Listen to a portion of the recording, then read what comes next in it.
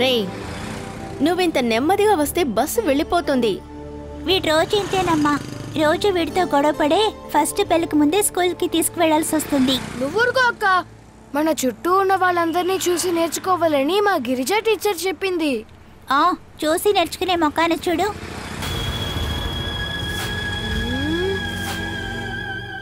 అమ్మా, అక్కడందరూ గుంపుగా ఉన్నారు. అక్కడ ఎందుకమ్మా అందరూ గుంపుగా ఉన్నారు? చాలా చోట్ల ఇలాగే జరుగుతూ ఉంటుంది. ఏదైనా ప్రాబ్లం ఏమో, పట్టించుకోవద్దు, రండి.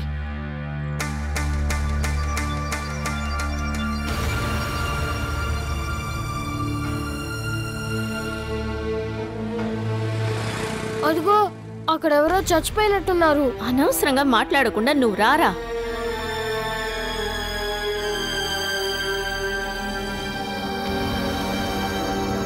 అదేదో హత్య ప్రయత్నంలా ఉంది. ఎవరో తాగి పడిపోయినట్టున్నారు.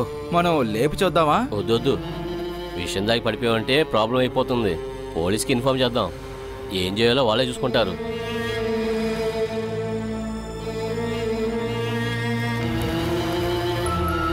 నేను చూసొస్తాను. విను. రే విను, రే విను, రే వెళ్ళద్రా. విను, ఇలా రారా.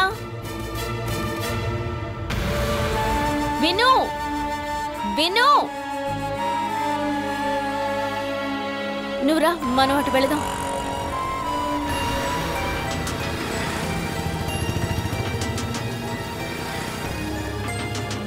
రే విను, ఇలా రా.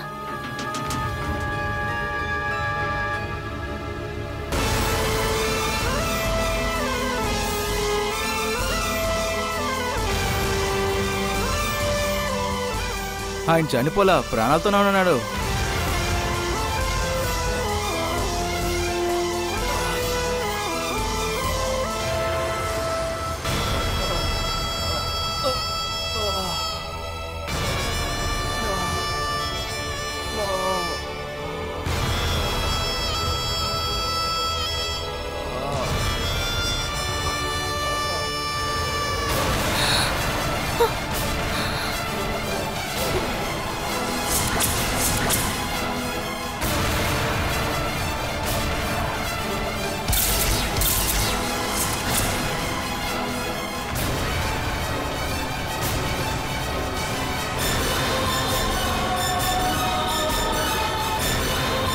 నాన్న,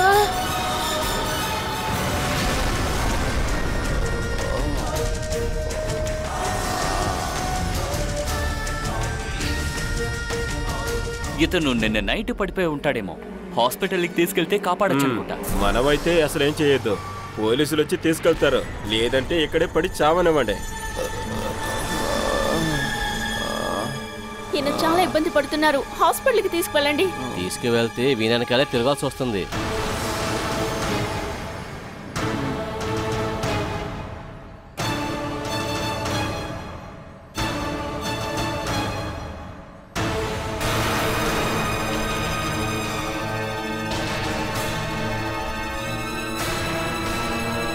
ఎవరైనా సహాయం చేయండి ప్లీజ్.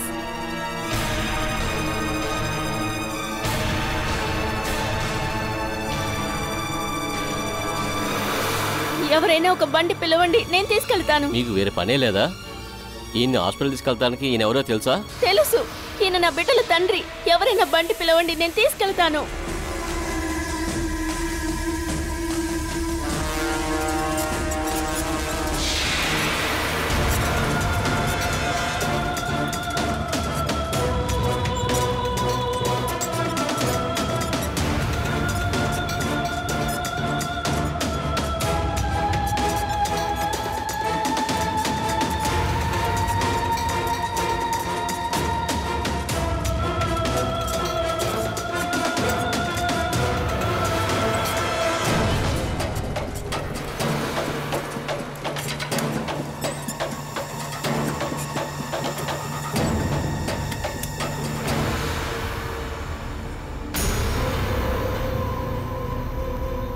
అమ్మా, ఇప్పుడు మనం ఏం చేద్దామమ్మా? డాక్టర్ ఏమంటారో మనం విందాం.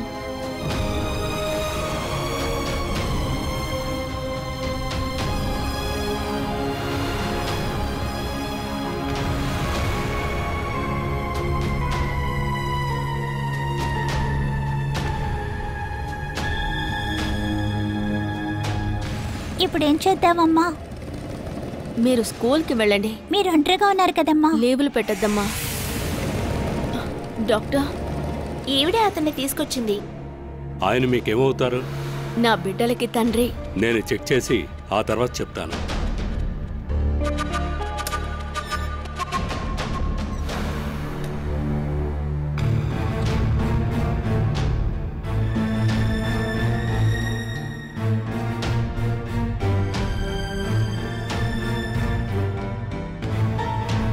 అమ్మా, మనం వెళదాం. స్కూల్ ఈ పక్కనేగా ఉంది. మీరు స్కూల్కి వెళ్ళండి. నేను వెళ్ళను. చెప్పిన మాట విను నాయనా. మీరెవడ ఆఫీస్కి వెళ్ళరా అమ్మా? డాక్టర్ని కలిసి వెళతాను. మీరు వెళ్ళండి. రండి.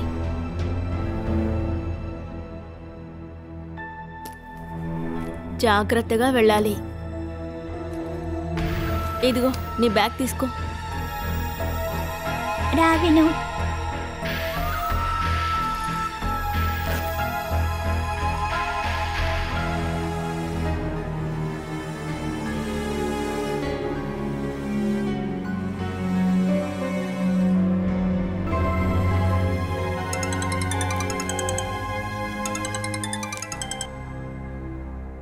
హలో.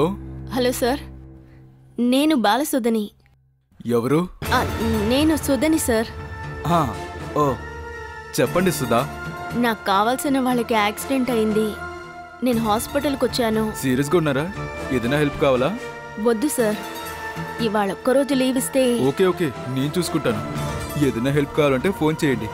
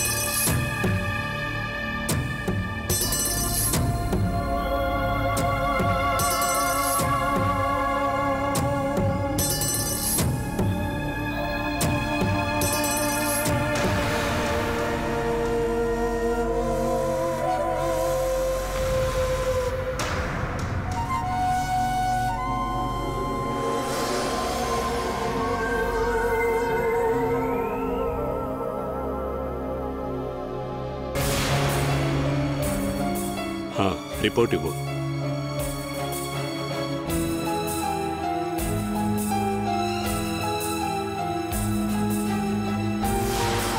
ఈ ఇంజెక్షన్ వేయండి.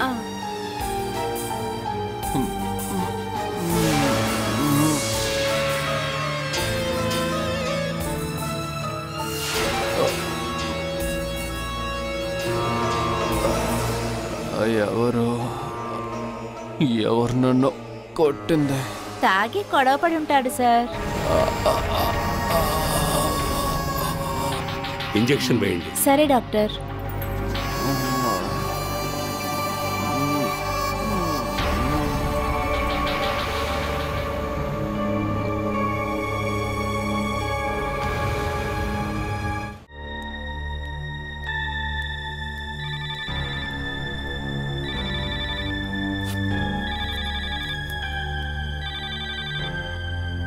హలో.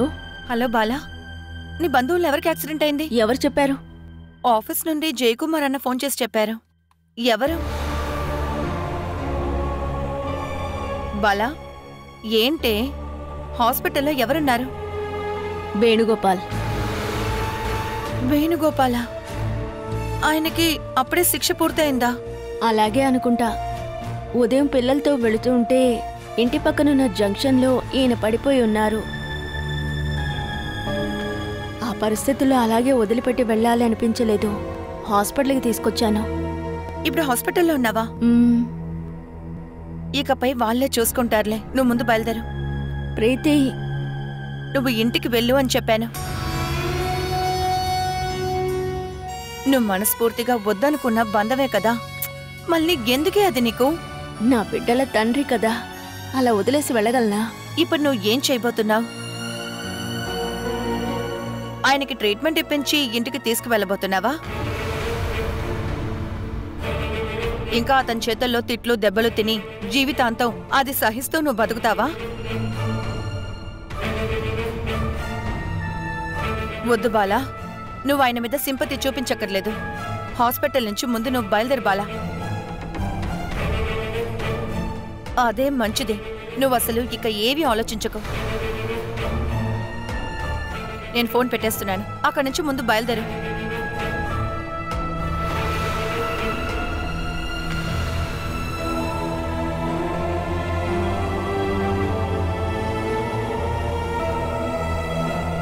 వేణుగోపాల్ అటెండరా? మిమ్మల్ని డాక్టర్ పిలుస్తున్నారు.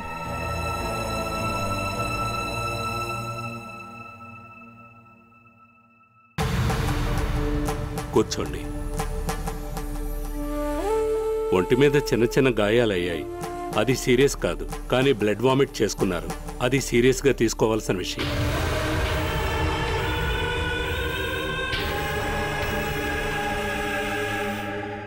ఇంతకు ముందు రక్తపు వాంతులు గాని తల తిరగడం గాని ఇలాంటివి ఏమైనా ఉన్నాయా? 8 ఏళ్ల నుంచి ఆయన జైల్లో ఉన్నారు. ఇది మాత్రం నేను నమ్మలేను. ఈ సంవత్సరంలో అతను ఇంతకు ముందు కూడా ఇక్కడ అడ్మిట్ అయ్యాడు.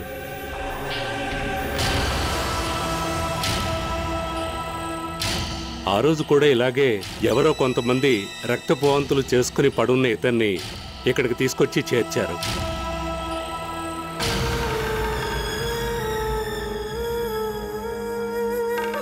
వాళ్లే డబ్బులు కలెక్ట్ చేసి టెస్టులు చేయించారు. అప్పుడే ఇతనికి లివర్ సిరోసిస్ స్టార్టింగ్ స్టేజ్ అని తెలిసింది.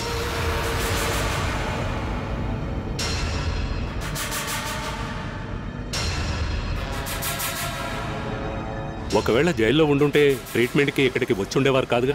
మధ్యలో ఒకసారి పరోల్లో వచ్చారు. ఐసీ, అయితే అప్పుడే అయ్యుండొచ్చు. ఆ రోజు నా ట్రీట్మెంట్కి ఒప్పుకోకుండా వెళ్ళిపోయాడు. అందుకే నాకు గుర్తుంది. ఏమో నాకు తెలీదు. పరోల్ అయిపోయాక తిరిగి వెళ్ళాక నేను ఇవాళ ఆయన చూస్తున్నాను. జైల్లో ఎలాగూ మందు దొరకదు, కానీ ఆయన ఈ పరిస్థితికి ఎలా వచ్చాడో నాకు అర్థం కావడం లేదు. శిక్ష పూర్తయి కొద్ది రోజులు అవుతున్నట్టుంది డాక్టర్. పిల్లలు రోడ్డు మీద చూశామని అన్నారు. అయితే సందేహమే లేదు, కంటిన్యూస్గా తాగడం వల్ల లివర్ ఇన్ఫ్లమేషన్ వచ్చింది.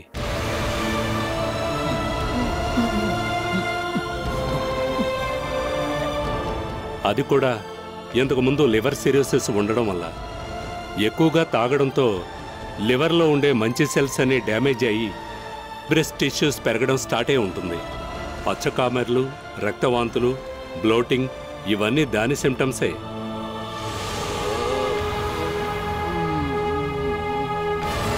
మంచి ట్రీట్మెంట్ ఇస్తే ఇంకొన్ని రోజులు తనని కాపాడగలం.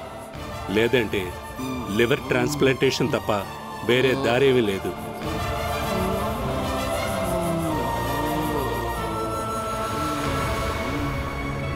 సరైన ట్రీట్మెంట్ ఇవ్వకపోతే బ్రెయిన్ కొంచెం కొంచెం డ్యామేజ్ అయ్యి పేషెంట్ స్పృహ తప్పిపోవచ్చు.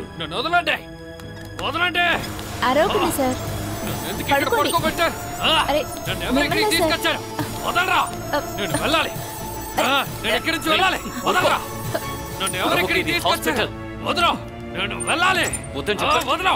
నాకే సమస్య లేదు, నేను వెళ్ళాలి.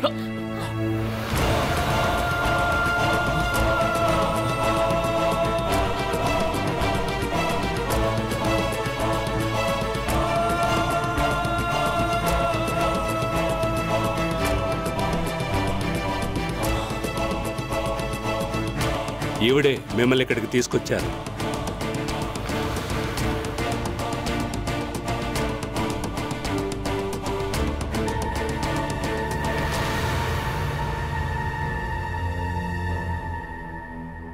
తాగి స్పృహ తప్పి రోడ్లో రక్తపు వాంతులు చేసుకుని పడిపోయి ఉన్న మిమ్మల్ని కాపాడింది ఈవిడే.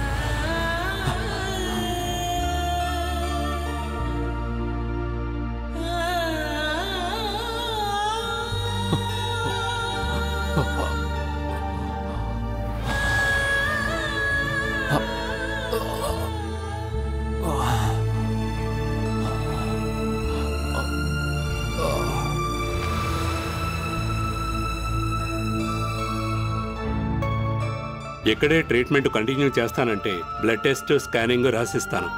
కానీ అంతకంటే ముఖ్యమైంది ఇక నుంచి ఆయన ఎప్పుడూ తాగకుండా ఉండడమే. తాగుడు కొనసాగితే ఆయన ఎక్కువ కాలం బతికే అవకాశం లేదు. ఓ 4 గంటల తర్వాత ఆయన లేచి నడవగలుగుతాడు. ట్రీట్మెంట్ ఎప్పుడు స్టార్ట్ చేయాలో మీరే నిర్ణయించుకొని చెప్పండి. మీరు అతని భార్య అవ్వడంతో ఈ బాధ్యతంతా మీరే తీసుకోవాలి.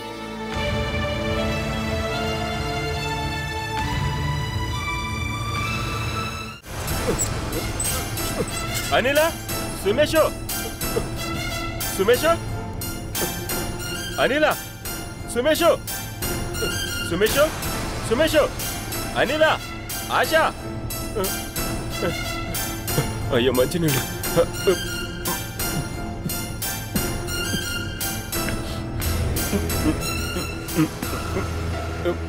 సుమేష్ ఎక్కడ? ఆయన ఇంకా రాలేదు. రాలేదా? అయితే వచ్చాక చెప్తాను. మరి ఏంటండి? అది వేణు శిక్ష పూర్తి చేసుకొని జైలు నుంచి వచ్చాడట.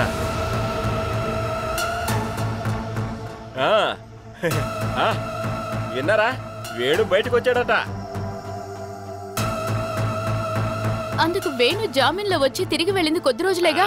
చూడవే, ఈ మధ్య జైలు నుంచి ఒక న్యూస్ వచ్చింది కదా, వాడికి ఆరోగ్యం బాలేక హాస్పిటల్లో ఉన్నాడనే. వాడి రోగం చూసి శిక్షని కాస్త తగ్గించి ఉండొచ్చు కదా. నువ్వు వాడిని చూసావా? నేను చూడలేదు. మరి నీతో ఎవరు చెప్పారు? ఆ ఆటో బాబు చెప్పాడు. వాడొక బాడుకి వెళ్ళినప్పుడు ఆ ఊర్లో వేణుని చూశాడట. ఆ సమయంలో వాడు తాగి స్పృహ లేక రోడ్డు మీద పడున్నాడట.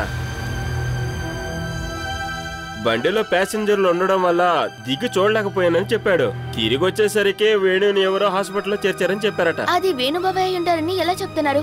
ఆయన సరిగ్గా చూసారా? వేణు అనేవాడు నాతో చెప్పాడు. కన్ఫర్మ్ చేయాలంటే హాస్పిటల్ కనిపెట్టి అక్కడికి వెళ్ళి మనం చూడాలి. అయితే నువ్వు ఒకసారి వెళ్ళి వెతికి చూడు. ఓ, ఇక్కడ నుంచి ఆ ఊరు వెళ్ళాలంటే ఆటోకి 400 ఖర్చు అవుతాయి. బస్సులో వెళ్ళినా అక్కడికి వెళ్ళిన తర్వాత ఆటో ఎక్కాల్సిందేగా. అక్కడికి వెళ్ళిన తర్వాత హాస్పిటల్ ఖర్చులు కూడా చూసుకోవాలి.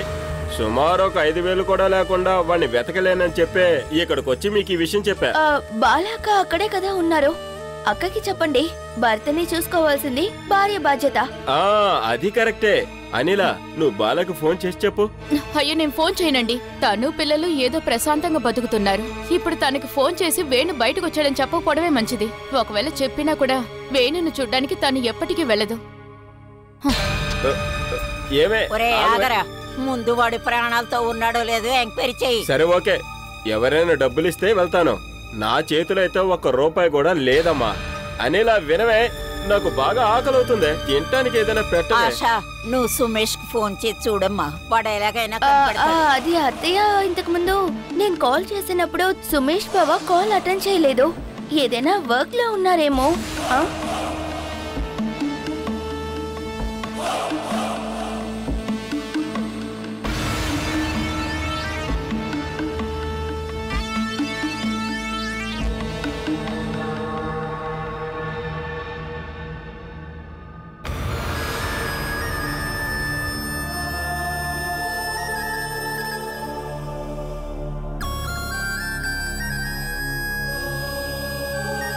అమ్మెందుకు ఆయన్ని హాస్పిటల్ కి తీసుకెళ్లారు?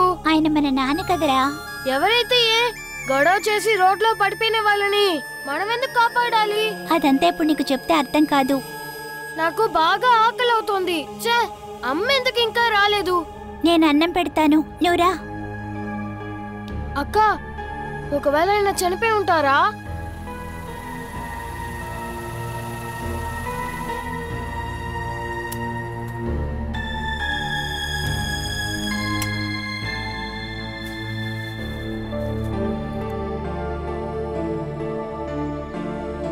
అమ్మ హాస్పిటల్ నుంచి నాకు కాల్ చేసి మీరు ఇంటికి వచ్చారా అని నన్ను చెక్ చేయమన్నారు. నాన్న ఎలా కొన్నారని ఏమైనా చెప్పారా? దాని గురించి ఏం చెప్పలేదు. అంతలో ఫోన్ కట్ చేసింది. మీరు ఒంటరిగా ఉంటారని త్వరగా వచ్చేసాను. స్కూల్ నుంచి వచ్చాక ఏం తినుండరు కదా. ఎదుగో.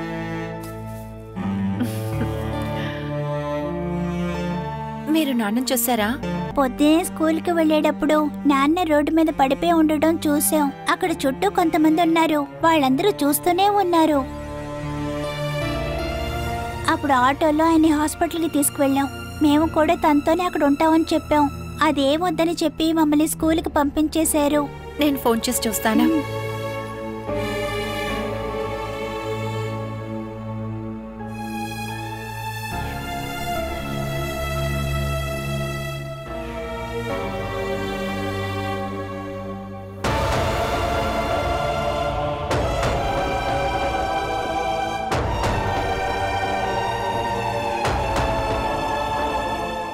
నేను మీతో మాట్లాడాలనుకుంది ఇంకెప్పుడు మాట్లాడగలను? నువ్వు నాతో మాట్లాడడానికి ఏముంది? పెళ్లి విషయం. ఇదిగో ఈ ఫోటోకి బదులుగా ఇక్కడ ఒక వెడ్డింగ్ ఫోటో పెడితే బాగుంటుంది. నువ్వు అమ్మ దగ్గరికి వెళ్తావా? నేను కొంచెం బిజీగా ఉన్నాను. ఎందుకు మీరు ఇంత మొండికేస్తున్నారు? ఎలాగో మీ జీవితంలో ఇంకో 2 సంవత్సరాలు ఇంకో అమ్మాయి వస్తుంది. అది కొంచెం ముందుగా జరిగితే ఏమంటా? నువ్వు మాట్లాడే విధానం బాగోలేదు. నేను వర్క్ చేసుకుంటాను, నన్ను డిస్టర్బ్ చేయకు. నేనేం డిస్టర్బ్ చేయలేదు. మీరేమో అందరినీ మూడ్ ఆఫ్ చేస్తున్నారు. నేను ఈ పెళ్లికి ఒప్పుకున్నాను, కానీ మీరే నో అంటున్నారు. మా ఇంట్లో కూడా ఒప్పుకున్నారు, ఇక్కడ కూడా అందరికీ ఓకేనే. ఇంకేంటి ప్రాబ్లం? ప్రవీణ, నిన్ను బయటికి వెళ్ళమన్నానా? నేను వెళ్తాను. నా తలరాత కూడా మీలా జీవించడమే అనుకుంటాను. ఇంకేం చెప్పగలను?